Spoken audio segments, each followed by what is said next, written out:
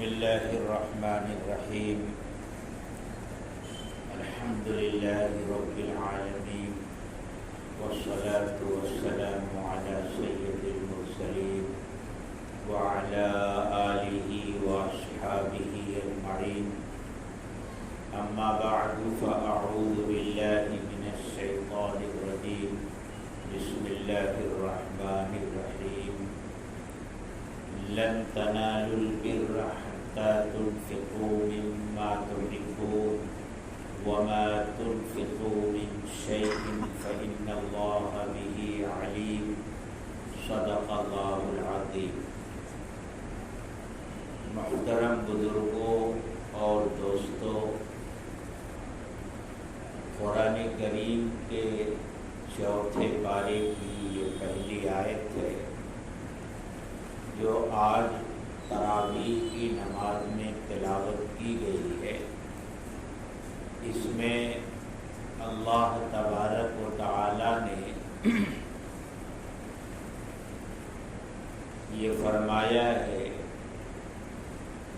کہ انہی لوگوں کو اجر عظیم حاصل ہو سکتا ہے جو اللہ کی راہ میں اپنی محبوب اور پسندیدہ چیزوں میں سے خرچ کرتے ہیں۔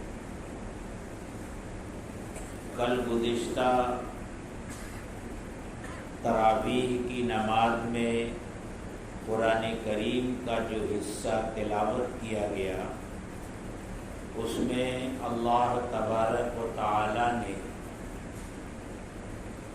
اللہ کی راہ میں خرچ کرنے کا ثواب بیان فرمایا اور ارشاد فرمایا کہ اللہ کے راستے میں جو خرچ کیا جاتا ہے اللہ اسے 700 گنا بڑھا کر دیتے ہیں۔ فرمایا ان لوگوں کی مثال جو اللہ کے راستے میں خرچ کرتے ہیں ایسی ہے جیسے ایک دانہ زمین میں ڈالا جائے اور اس دانے سے جو پودا اگے اس پودے میں 7 بالیاں ہوں اور ہر بالی میں 100 دانے ہوں۔ اس طرح ایک دانے کے 700 دانے بنتے ہیں۔ اللہ تعالیٰ اسی طرح اپنے راستے میں خرچ کرنے والے کو 700 گنا تک عطا فرماتے ہیں، اور اسی پر بس نہیں ہے، اللہ فرماتے ہیں کہ اللہ کا خزانہ بہت وسیع ہے۔ اللہ تعالیٰ اپنے جس بندے کو چاہتے ہیں اس سے زیادہ بھی عطا فرماتے ہیں۔ اس آیت کریمہ میں اللہ تعالیٰ نے یہ ارشاد فرمایا لن تنالوا البر، تم اجر عظیم کو حاصل نہیں کر سکتے، اللہ کی خوشنودی اور اس کے بڑے ثواب کو حاصل نہیں کر سکتے یہاں تک کہ تم خرچ کرو اللہ کے راستے میں اپنی پسندیدہ چیزوں میں سے۔ جو چیز تمہیں محبوب ہو، جو چیز تمہیں پسندیدہ ہو، اسی پسندیدہ اور محبوب چیز میں سے اگر اللہ کے راستے میں خرچ کرو گے تو اجر عظیم کے مستحق ہوگے۔ یہ نہیں کہ جو چیزیں تم اپنے لیے بیکار سمجھتے ہو، ناکارہ سمجھتے ہو، اب تمہارے استعمال کے قابل نہیں رہ گئی، تم اسے اللہ کے نام پر دے رہے ہو۔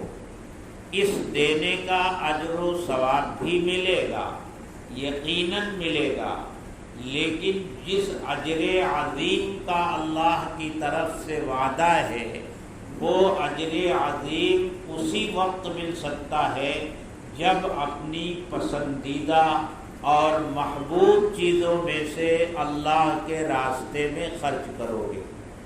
جب یہ آیت کریمہ نازل ہوئی اور صحابہ کرام کو اس کا علم ہوا کہ اللہ یہ فرماتے ہیں کہ تم اس وقت تک اجر عظیم حاصل نہیں کر سکتے جب تک اپنی پسندیدہ اور محبوب چیزوں میں سے اللہ کے راستے میں خرچ نہیں کرو گے۔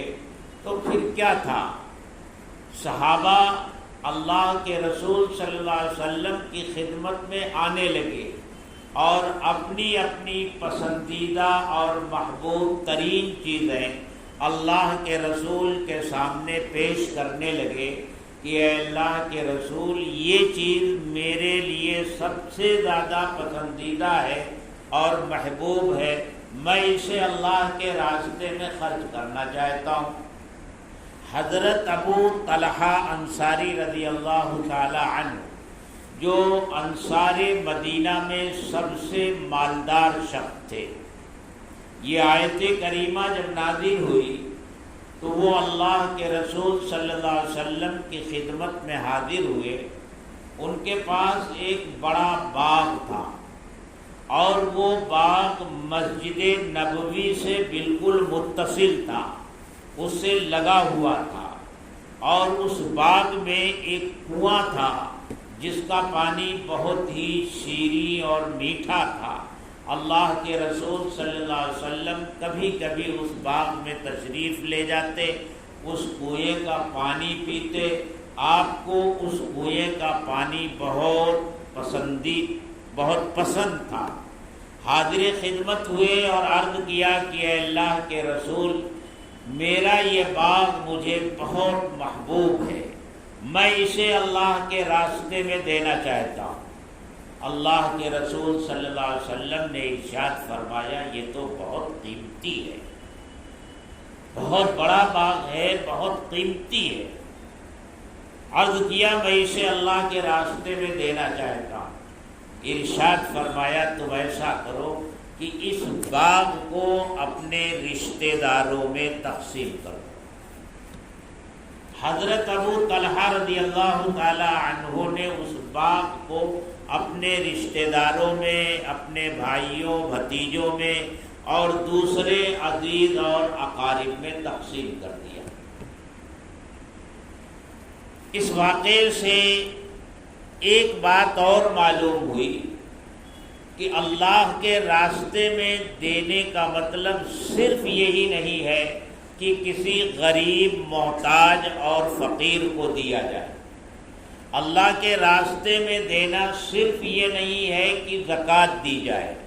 اللہ کے راستے میں صرف یہ دینا نہیں ہے کہ صدقہ فطر دیا جائے، بلکہ اگر کوئی آدمی اپنے رشتہ داروں کی مدد کرتا ہے، اپنے عزیز و اقارب کی مدد کرتا ہے اور اس کی نیت اور اس کا منشا اللہ کو راضی کرنا ہوتا ہے، تو یہ بھی اللہ کے راستے میں دینا ہوتا ہے، اور اس کی فضیلت اور بڑھ جاتی ہے۔ ایک تو ضرورت مند کی ضرورت کو پورا کرنا، اور دوسرے رشتہ داری کو نبھانا، صلہ رحمی کرنا، یہ دوہرا اجر ہو جاتا ہے۔ حدیث میں اللہ کے رسول صلی اللہ علیہ وسلم نے ارشاد فرمایا، جو یہ چاہتا ہے کہ اس کے رزق میں وسعت ہو اور اس کی عمر میں برکت اور اضافہ ہو، تو اسے چاہیے کہ وہ اپنے رشتہ داروں کے ساتھ صلہ رحمی کرے، ان کا خیال کرے۔ تو فرمایا کہ اپنے رشتہ داروں میں تقسیم کر دو۔ حضرت ابو طلحہ رضی اللہ تعالی عنہ نے پورا باغ اپنے رشتہ داروں میں تقسیم کر دیا۔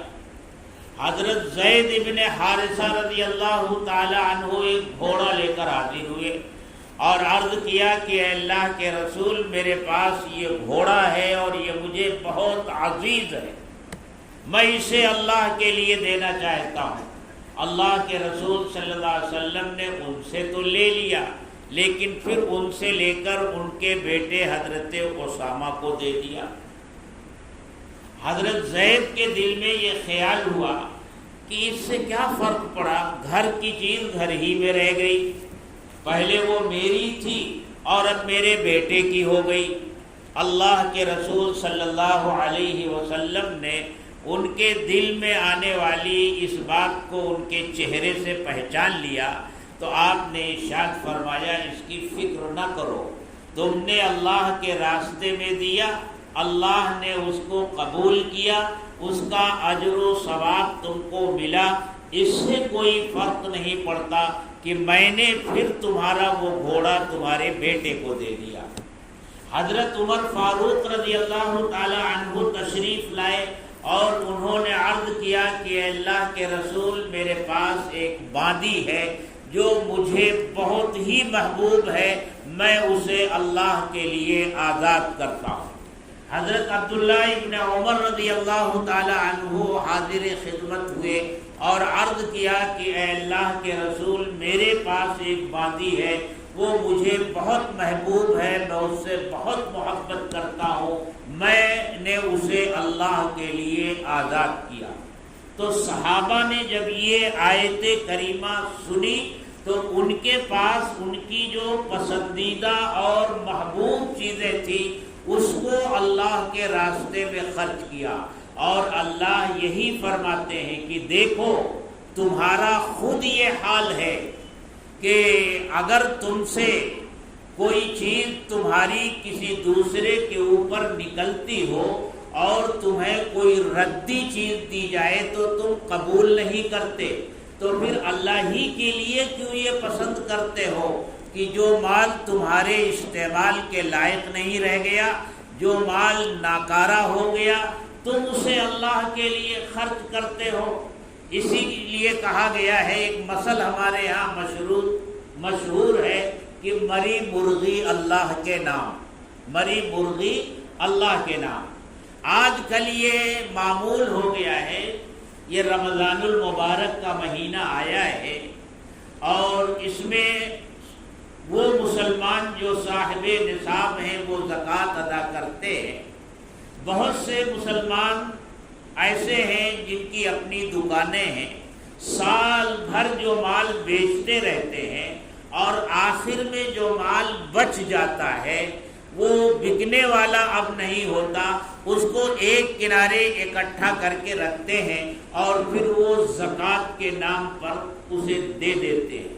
یقیناً زکوٰۃ ادا ہو جاتی ہے، زکوٰۃ کے ادا ہونے میں کوئی شک نہیں، لیکن یہ کیسی گھٹیا سوچ ہے کہ جو ایسا مال ہے جو آپ کے نزدیک ناکارہ ہو چکا ہے، جو اب بکنے والا نہیں ہے، جس کا کوئی خریدار نہیں ہے، اسے اب آپ زکوٰۃ کے نام پر اللہ کے راستے میں خرچ کر رہے ہیں۔ اللہ فرماتے ہیں لن تنالوا البر حتى تنفقوا مما تحبون، تم اجر عظیم کو نہیں پا سکتے۔ بر کا لغوی معنی ہوتا ہے کہ جس کا حق آپ کے اوپر ہو اس کا پورا پورا حق بغیر کسی کمی کے ادا کر دیا جائے۔ اسی کا ترجمہ ہمارے ترجمہ کرنے والے اجر عظیم سے کرتے ہیں، بڑے ثواب سے کرتے ہیں کہ تمہیں بڑا ثواب اور اجر عظیم اس وقت تک نہیں ملے گا جب تک تم اللہ کے راستے میں اپنی محبوب چیزوں میں سے خرچ نہیں کرو گے۔ اور دیکھیے اللہ یہ نہیں کہہ رہے ہیں کہ اپنی تمام محبوب چیزیں اللہ کے راستے میں خرچ کرو تب اجر عظیم ملے گا، بلکہ کہہ رہے مما تحبون، جو چیزیں تمہیں محبوب ہیں اس میں سے کچھ، سب نہیں، اس میں سے کچھ اللہ تھوڑا مانگ رہے، جو کچھ ہے وہ اللہ ہی کا دیا ہوا ہے۔ اللہ اپنے دیے ہوئے میں سے تھوڑا سا خرچ کرنے کے لیے کہہ رہے ہیں کہ جو تمہیں پسند ہو، اور پسند ہونے کا مطلب جس چیز کو تم اپنے لیے کارآمد سمجھتے ہو، جو تمہارے استعمال میں ہو اور پسند ہو تمہیں، تم اسے اپنی ضرورت سمجھتے ہو، اس میں سے اللہ کے راستے میں خرچ کرو۔ اور پھر اللہ آگے فرماتے ہیں وَمَا تُنْفِقُوا مِنْ شَيْءٍ فَإِنَّ اللَّهَ بِهِ عَلِيمٌ، اور جو کچھ تم اللہ کے راستے میں خرچ کرتے ہو اللہ اس سے پوری طرح باخبر ہے۔ کیا خرچ کرتے ہو، کتنا خرچ کرتے ہو، کس کے اوپر خرچ کرتے ہو، جو مال خرچ کرتے ہو وہ کیسا ہے، یہ ساری چیزیں اللہ تبارک و تعالیٰ جانتے۔ کس نیت سے دیتے ہو، اللہ کو راضی کرنے کے لیے دیتے ہو یا اس نیت سے دیتے ہو کہ آج اس شخص کو میں دے رہا ہوں، کل یہ میرے کام آئے گا، جب الیکشن کا موقع ہوگا تو یہ مجھے ووٹ دے گا، جب میری کوئی ضرورت پڑے گی اس کو بلاؤں گا تو یہ آئے گا، اس نیت سے دے رہے ہو یا محض اللہ کو راضی کرنے کی نیت سے ہے؟ واللہ علیم بذات الصدور، تم زبان سے کچھ بھی کہو کہ میں تو اللہ کو راضی کرنے کے لیے دے رہا ہوں، لیکن اللہ تو دلوں کے بھید کو جاننے والے ہیں، دلوں میں کیا ہے، کیا ارادہ ہے، کیا نیت ہے، اللہ اس سے واقف ہے۔ اور تم کس طرح دے رہے ہو، جس کو دے رہے ہو اس کے اوپر احسان جتا رہے ہو، اسے ڈانٹ ڈپٹ کر، آنکھیں نکال کر، چہرے پر غصہ لا کر کے پھر اسے دے رہے ہو کہ آیا ہے تو لے جا، اس طرح دے رہے ہو یا خوشی خوشی اللہ کے راستے میں دے رہے ہو؟ اللہ سب سے واقف ہے۔ اللہ تبارک و تعالی فرماتے ہیں لا تبطلوا صدقاتکم بالمن والاذى، دیکھو احسان جتا کر اور تکلیف دے کر اپنے صدقے کو برباد مت کرو۔ جس کو دیا اگر احسان جتا دیا اس کے اوپر، یا اس کو ڈانٹا، اس کو جھڑکا، اس کو پھٹکارا اور پھر اس کے بعد دیا، اس کو تکلیف پہنچائی، تو اللہ فرماتے ہیں تمہارا یہ دینا یہ اللہ کے نزدیک قابل قبول نہیں ہے، یہ برباد ہو گیا۔ تو یہ آیت کریمہ آج تلاوت کی گئی، لن تنالوا البر حتى تنفقوا مما تحبون وما تنفقوا من شيء فإن الله به عليم۔ اللہ تعالی ہم سب کو عمل کی توفیق دے۔ وآخر دعوانا الحمد للہ رب العالمین، الحمد للہ رب العالمین، والصلاة والسلام علی سید المرسلین وعلی آلہ واصحابہ اجمعین۔ اے اللہ ہم سب کو اپنی مرضیات پر چلنے کی توفیق عطا فرما۔ اے اللہ نامرضیات سے ہم سب کی حفاظت فرما۔ اے اللہ اپنے سیدھے راستے پر چلنے کی توفیق عطا فرما۔ اے اللہ اپنی محبت عطا فرما، اپنا تعلق نصیب فرما، اپنا دھیان اور اپنی یاد نصیب فرما۔ اے اللہ ہم کو ہمارے تمام اعمال میں اخلاص کی دولت عطا فرما، صرف اپنی رضا کے لیے کام کرنے کی توفیق عطا فرما۔ اے اللہ دکھاوے اور شہرت کی نیت سے اے اللہ کوئی کام کرنے سے ہماری حفاظت فرما۔ اے اللہ رمضان المبارک کے اس مہینے میں ہمارے روزوں کو قبول فرما، ہماری تراویح کو قبول فرما، ہماری تلاوتوں کو قبول فرما، ہمارے چھوٹے چھوٹے جو اعمال ہیں اے اللہ تو محض اپنے فضل و کرم سے اسے قبول فرما۔ اے اللہ ہم سے روزوں کا حق ادا نہیں ہو پا رہا ہے، اے اللہ تیری عبادتوں کا حق ادا نہیں ہو پا رہا ہے، لیکن اے اللہ جو کچھ ہم سے بن پڑا رہا ہے اے اللہ تو محض اس کو اپنے فضل و کرم سے قبول فرما لے۔ اے اللہ اس مبارک مہینے میں ہماری مغفرت فرما دے۔ اے اللہ ہمیں ان خوش نصیب انسانوں میں سے بنا دے جن کی اس ماہ مبارک میں مغفرت ہو جاتی ہے، ان بدقسمت لوگوں میں سے مت بنا جن کی اس ماہ مبارک میں مغفرت نہیں ہوتی۔ اے اللہ ہم میں جو بیمار ہیں ان کو شفائے کاملہ عاجلہ دائمہ مستمرہ عطا فرما، جو مقروض ہیں ان کے قرضوں کی غیب سے ادائیگی کے سامان پیدا فرما۔ جن لوگوں نے دعاؤں کے لیے کہا ہے، لکھا ہے یا ان کا ہم پر حق ہے اے اللہ تمام کے جائز دلی مقاصد کو پورا فرما۔ ربنا تقبل منا انک انت السمیع العلیم وتب علینا انک انت التواب الرحیم، وصلی اللہ تعالی علی خیر خلقہ محمد وآلہ واصحابہ اجمعین، آمین برحمتک۔